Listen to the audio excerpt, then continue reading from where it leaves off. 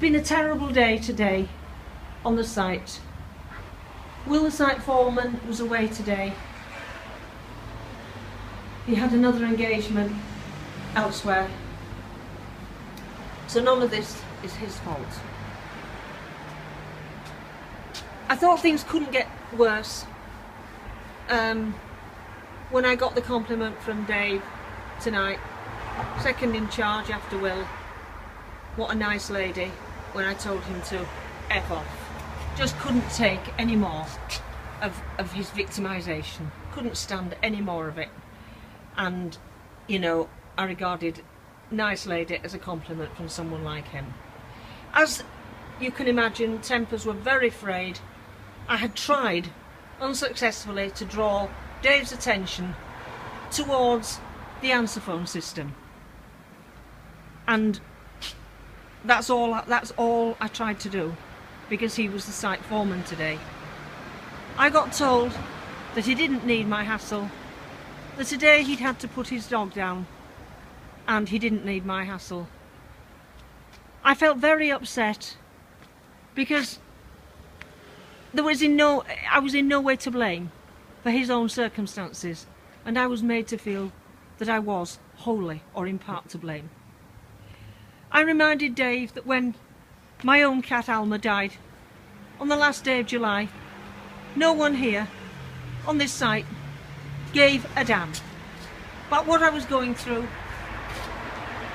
I asked them could they please calm the noise for a few minutes, and no one listened. No one heard. When you're grieving for an animal, you're not going around bullying people. You haven't got the energy. You're grieving for your animal, and your whole thought is on that animal. Because that's how I felt on the day this year when Alma, my cat, died. I wasn't throwing my weight around. I wasn't bullying anyone. I wasn't thinking of what a victim I am or feeling sorry for myself. I was thinking of Alma and her bravery and her courage in trying to protect me from what was happening in her last moments. That's how everything gets turned on its head here. In fact, drawing the appropriate person, Dave in this case, in the absence of Will, to the answer phone system and my disquiet was entirely the right thing to do, because after they all left at 5:30, none of the 7 of us realised that the entry phone system had only been installed today for the 12 empty flats. In other words, the 1.5 million flats, all of which are empty at this moment. The 7 of us, 4 Granger tenants, 3 private tenants, one of whom is about to go into labour, one of whom has a 6-month-old baby, and the tenants to the side of me, we were left completely without any kind of entry phone system tonight. Whatever happened would have happened tonight. We would have been left without any knowledge that this entry phone system was not working. We thought it was going to be installed before they left. Because of the situation with Dave, I was too upset to seek any further information. I was just in a state of distress about my cat. It just brought all that to the surface. I should have made it clear.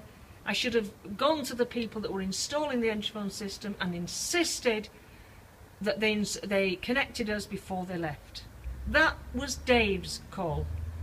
That was on Dave's watch. Everyone left us to our fates tonight.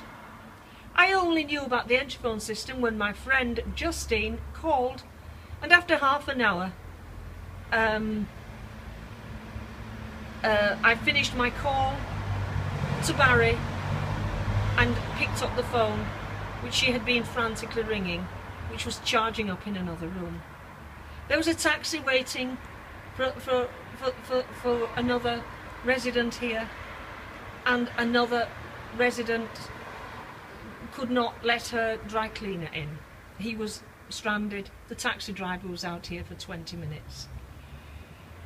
I suddenly began to realise what could have happened had none of us known that the entry phone wasn't working. The absolute audacity to install an entry phone system today for 12 unoccupied flats worth 1.5 million and leave the rest of us with absolutely no way of getting into this block is outrageous. And to go into this entry phone system and to actually see flats 1 to 25 and a reference to Manor Mews, Manor Penthouse, the Penthouse Bell, the Manor Houses 1 and 2 bells, and then when I press my flat, number 4, press the bell, nothing happens. Nothing at all. Because the 7 of us are not connected. Because we're not worth connecting. Until another day. I don't know what to say. I'm incandescent with how I've been treated today. I'm incandescent with how we've all been treated. There seems no end in sight to this horror story. No end in sight to the building works. There's nothing we can do. I apologise for keeping the camera on the entry phone system. It's all I can think about tonight. The whole of the back of my flat, the backlands, where the garages are, is a building site with workshops. Open workshops.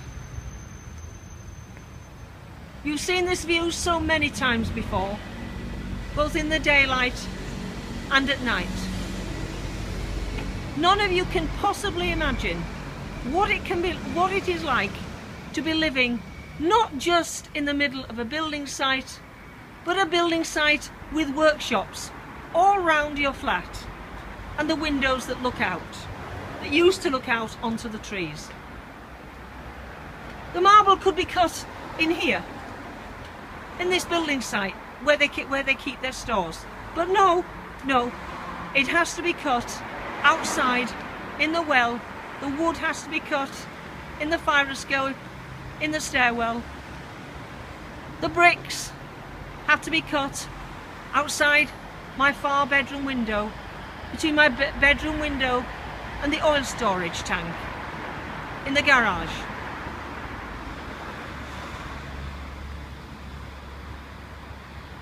I realised today they're not going to be out of here by the 13th.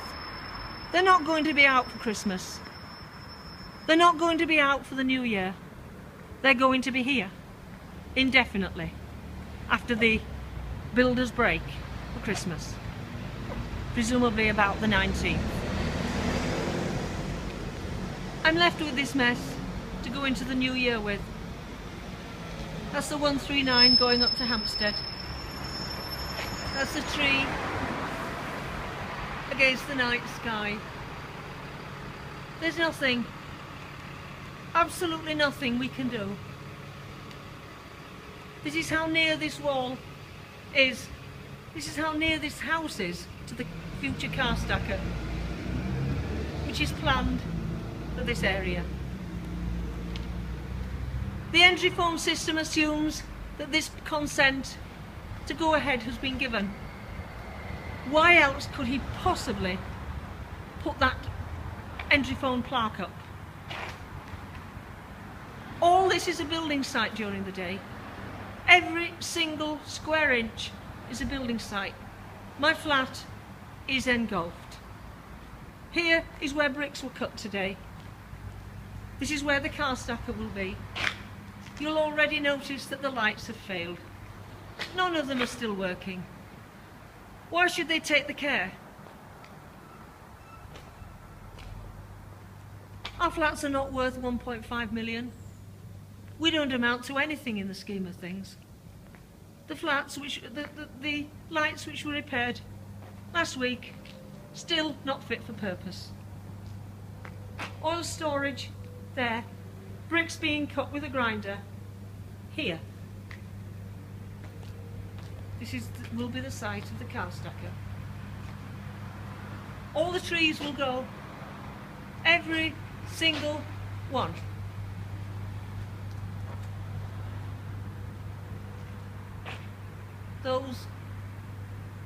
Those trees will also go. I'm so stressed out and distressed tonight, I can't even remember the name of them. And this area where the garages are will be the Muse houses. The duplex will be next to my flat. Everyone seems at pains to assure me that it was a mistake, the submission of my flat, the inclusion of my flat in the submission for the duplex. I'm still not that sure that it was a mistake. There's nothing we can do.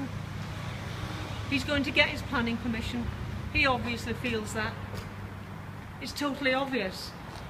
We're completely, totally expendable in all this. But I'm going to be out on Christmas Day, thanks to the day I've had today. I do Wednesdays and Fridays now, because I'm going to the British Library to write my poem about all this on the other 3 weekdays. There's no way out of that at all. But I've got the rest of the week, Wednesday and Friday, and public holidays. I've also got Saturday and Sunday. And I'm prepared to turn those 4 days over to stopping the car stacker, the Muse houses 1 and 2, and the duplex, which is not listed on the entry phone system. That's flat number 3. It's an infernal block. It's a block full of misery from the past. And that misery is all set to carry on. He doesn't care. He's going to get his way. He's going to get that planning permission, come what may.